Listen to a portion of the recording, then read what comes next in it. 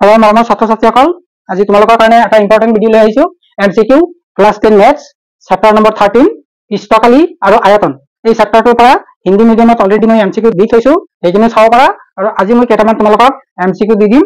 এই কেইটা MCQ বৰ ইম্পৰ্টেন্ট MCQ এই চেপ্টাৰটোৰ যিসকল ছাত্ৰ ছাত্ৰী ভালকে বুজি পোৱা নাই তেওঁলোকক মই অলপ কনসেপ্ট ক্লিয়াৰ কৰি দিম আজি আৰু লগতে MCQ কৰি দেখুৱাই দিম তেনেকৈ শৰ্টকাট ট্ৰিকত আমি MCQ আনসাৰ সোনকালে উলিয়াব পাৰো এই ট্ৰিকটো তোমালোকে জানিবলৈ পাৰিবা আৰম্ভ কৰাৰ আগতে তোমালোকে যদি চেনেলটো সাবস্ক্ৰাইব কৰা নাই প্লিজ সাবস্ক্ৰাইব কৰি লবা কাৰণ ইয়াত ভ্যালুয়েবল কন্টেন্ট দি থকা হয় তোমালোকৰ ক্লাস 10 ৰ ম্যাক্সিমাম চেপ্টাৰৰ MCQ মই অলৰেডি কমপ্লিট কৰি দিছো তোমালোকে চালে তাতে উপকৃত হবা এতিয়া তোমালোকক এই ফৰ্মুলা কেটা বুজাই দিছো কোন কেটা ফৰ্মুলা পৰা বেছিকৈ MCQ আহে তোমালোকে জানা আয়তীয় ঘনকৰ পৃষ্ঠকালি মুঠ পৃষ্ঠকালি এটো 2LB + BH + LH আয়তন হয় L * B * H কি ঘনকৰ total surface area 6L² volume হল L3 সিলিন্ডাৰ বা বেলন মুঠ পৃষ্ঠকালি 2πr * r + h আৰু ভলিউম হল πr² h ইয়াত পৃষ্ঠকালি বেলনৰ দুটা পৃষ্ঠকালি থাকে এটা থাকে তৰা এনেকা সাৰ্কেল থাকে আৰু এটা থাকে কাৰ্ভ সাৰফেস এৰিয়া এই কাৰ্ভ সাৰফেস এৰিয়াটো হয় 2πrh আৰু এইটো হয় πr² দুটা পিঠি আছে πr² এই গোটেইখিনি মিলাই কি হয় 2πr * r + h অংক কি হয় πr * l + r অংকটো এনেকা থাকে গতিকে ইয়াত এইটো হেলনি উচ্চতা বুলি কোৱা হয় l আৰু এইটো হল h এইটো হল দেখা যায় যদি কেতিয়াবা তোমালোকৰ এই হেলনি উচ্চতা উলিয়াব লাগে তেতিয়া l = √h² + r² কৰি l ৰ মানটো উলিয়াই লব পাৰিবা নেক্সট তোমালোকৰ ইয়াৰ ভলিউম আছে 1/3 πr² h গোলকত মুঠ পৃষ্ঠকালি 4πr² আৰু ইয়াৰ আয়তন হল 4/3 πr³ আৰু অৰ্ধগোলকৰ কি থাকে মুঠ পৃষ্ঠকালি 3πr² আৰু ভলিউম হল 2/3 πr³ অৰ্ধগোলকৰ কথাটো তোমালোকে অকন বুজি লবা যদি অৰ্ধগোলকটো সলিড থাকে তেতিয়া এই পৃষ্ঠটো হ'ব πr² ইয়াৰ পৃষ্ঠকালি πr² আৰু এইটো পৃষ্ঠকালি হ'ব 2πr² গতিকে এই তিনটা মিলাই হয় 3πr² আৰু যদি এইটো হল থাকে এই ওপৰৰ পিঠিটো নাথাকে তেতিয়ালে তোমালোকে লিখিবা 2πr² তে এইখিনি পৰাই সাধাৰণতে MCQ বেছি আহে আমি এতিয়া MCQ আৰম্ভ কৰো প্ৰথম দুটা প্ৰশ্ন লৈ লৈছো 5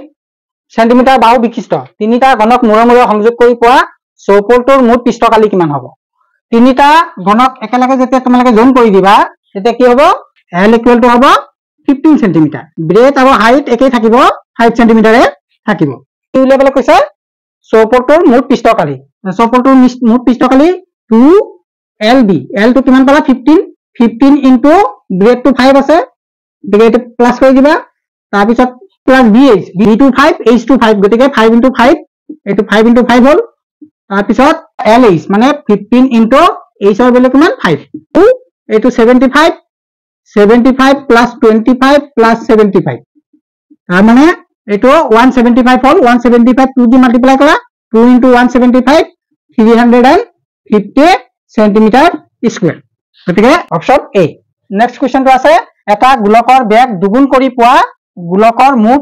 পৃষ্ঠকালি x গুণ বৃদ্ধি হলে x ৰ মান উলিওৱা এটা গোলকৰ পৃষ্ঠকালি হল 4πr² দুগুণ কৰি দিলে কিমান হ'ব 4π আৰু r ৰ ঠাইত হ'ব 2r² দুগুণ কৰিলে হ'ব 2² 4 4 16 16πr² হ'ব দুগুণ কৰিলে পৃষ্ঠকালি এইটো হ'ব আৰু অৰিজিনাল পৃষ্ঠকালি 4πr² আছিল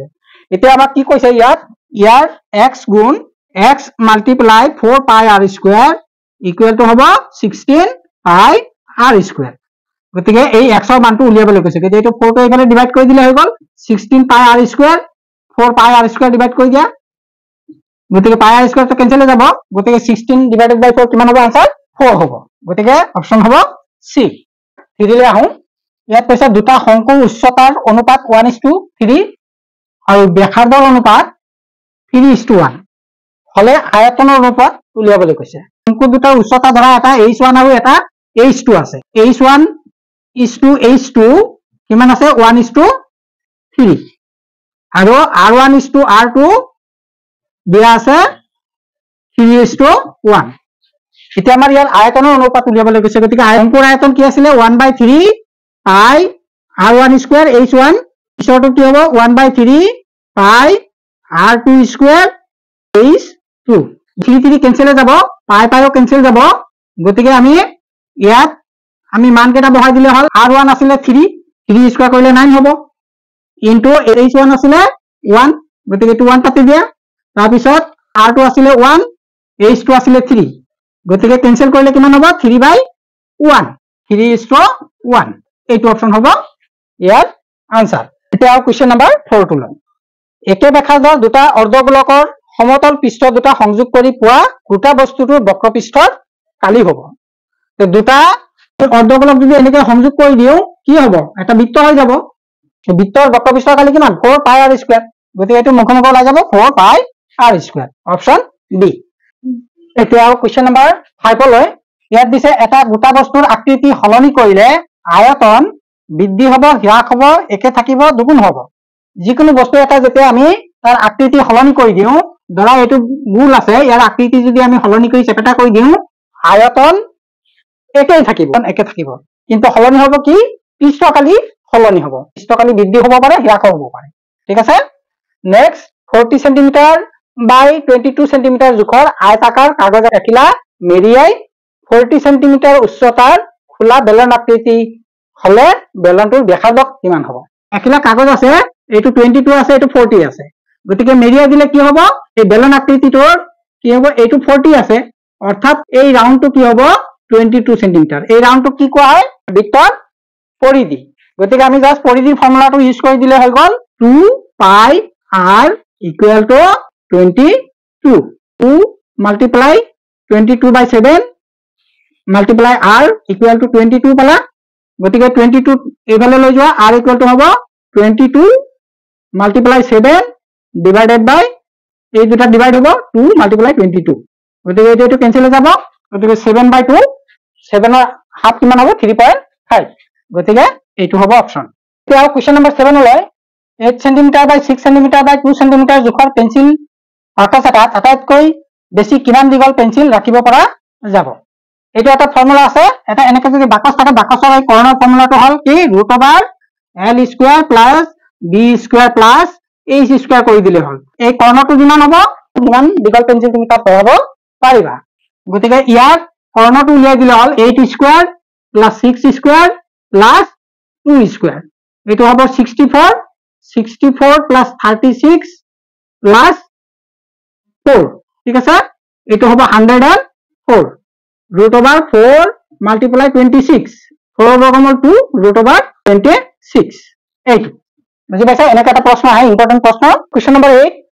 r ব্যাসাৰ্ধৰ শংকু এটাৰ উচ্চতা ইয়াৰ ব্যাসৰ সমান হলে হেলনীয় উচ্চতা কিমান হ'ব শংকু এটাৰ যদি ব্যাসাৰ্ধ r হয় উচ্চতাটো কিমান হ'ব ব্যাসৰ সমান মানে 2r কি উলিয়াব লাগিছে হেলনীয় উচ্চতা l equal to কিমান আছিল √r² + h² গতিকে ইয়াত r to r আছে r² আছে h ৰ ঠাইত তুমি 2r হোল² কৰি দিবা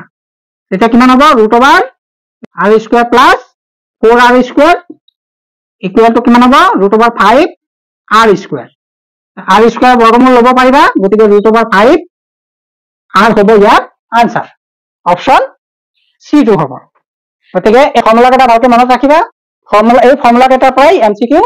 সুধি থাকে গতিকে ভিডিওটো কেনেকা পাইছা যদি ভাল লাগিছে লাইক কমেন্ট শেয়াৰ কৰিবা পৰীক্ষালৈ শুভেচ্ছা জনাই আজিৰ ভিডিওটো ইমানতে সামৰিছো থ্যাংক ইউ ভেৰি মাচ